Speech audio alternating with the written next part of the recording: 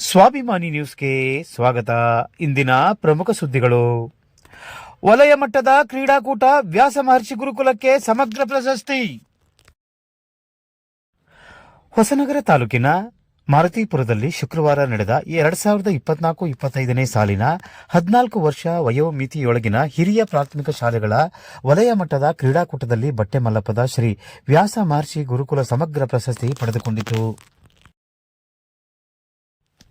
ಮಾರುತಿಪುರ ಮತ್ತು ಆಲಗೇರಿ ಮಂಡ್ರಿ ಕ್ಲಸ್ಟರ್ಗಳ ಕ್ರೀಡಾಕೂಟದಲ್ಲಿ ಶ್ರೀ ವ್ಯಾಸ ಮಹರ್ಷಿ ಗುರುಕುಲದ ಮಕ್ಕಳು ಕ್ಲಸ್ಟರ್ ಮಟ್ಟದಲ್ಲಿ ಸತತ 4ನೇ ಬಾರಿ ಚಾಂಪಿಯನ್ ಆಗುವ ಮೂಲಕ ಸಮಗ್ರ ಪ್ರಶಸ್ತಿ ತಮ್ಮ ಮುಡಿಗೇರಿಸಿಕೊಂಡಿದ್ದಾರೆ.